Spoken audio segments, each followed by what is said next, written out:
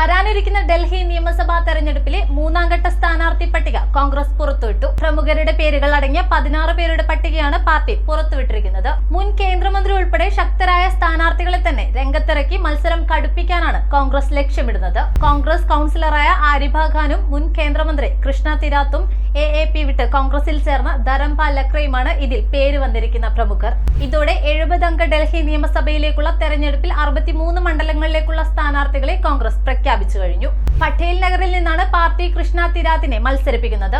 മുൻ ഡൽഹി MLA എന്നതിനു പുറമെ നോർത്ത് വെസ്റ്റ് ഡൽഹിയിൽ നിന്നുള്ള കോൺഗ്രസ് MP-യായും കേന്ദ്രമന്ത്രിയായും തിരാത്ത് സേവനമനുഷ്ഠിച്ചിട്ടുണ്ട്. 2015 കോൺഗ്രസ് വിട്ട് BJP-യിൽ ചേർന്ന ശേഷം 2019 വീണ്ടും കോൺഗ്രസിൽ ചേരുകയും 2020 ഡൽഹി തെരഞ്ഞെടുപ്പിന് പാർട്ടി ടിക്കറ്റിൽ മത്സരിക്കുകയും ചെയ്തിരുന്നു. മുൻ MLA ആസിഫ് മുഹമ്മദ് ഖാന്റെ മകളും കോൺഗ്രസ് കൌൺസിലറുമായ ആരിഫ ഖാൻ ഓഖ്ലയിൽ മത്സരിക്കുമെന്നാണ് പാർട്ടി വ്യക്തമാക്കിയിരിക്കുന്നത്. കിരാരിയിൽ നിന്ന് കൌൺസിലർ രാജേഷ് കുമാർ ഗുപ്ത മത്സരിക്കും.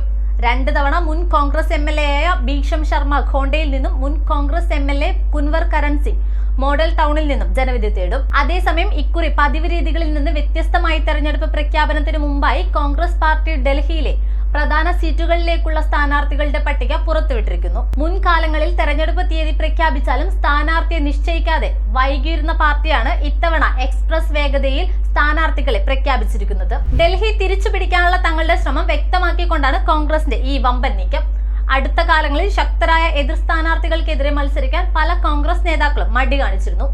എന്നാൽ ഡൽഹിയിൽ ഈ രീതികൾ പാടെ മാറ്റിക്കൊണ്ടാണ് പ്രഖ്യാപനങ്ങളെല്ലാം വന്നിരിക്കുന്നത്. നിയമസഭാ തെരഞ്ഞെടുപ്പിനുള്ള 29 സ്ഥാനാർത്ഥികളുടെ 2ാം പട്ടിക BJP കഴിഞ്ഞ ദിവസം പുറത്തുവിട്ടിരുന്നു. 2019 പാർട്ടിയിൽ നിന്ന് അയോഗ്യനാക്കപ്പെട്ട മുൻ ആം ആദ്മി പാർട്ടി MLA കപിൽ മിശ്രയെ കരാവൽ നഗർ MLA മോഹൻ സിംഗ് ബിഷ്ടിന് പകരം BJP മത്സരിപ്പിക്കുമെന്നാണ് അറിയുന്നത്. ഡൽഹി മുൻ മുഖ്യമന്ത്രി മദൻലാൽ ഖുറാനയുടെ മകൻ ഹരീഷ് ഖുറാന മോത്തി നഗറിൽ മത്സരിക്കും.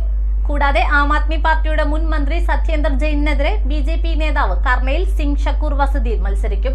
പട്ടികയിൽ മാതൃമഹലിൽ നിന്നുള്ള ദീപ്തി ഇൻറ്റോറയും നജ്ഫഗഡിൽ നിന്നുള്ള നീലം പഹൽവാനും ഉൾപ്പെടെ 5 സ്ത്രീകളും ഉൾപ്പെടുന്നുണ്ട്. 2 ലിസ്റ്റുകളിലായി ആകെ 7 സ്ത്രീകളെയാണ് പാർട്ടി മത്സരിപ്പിക്കുക.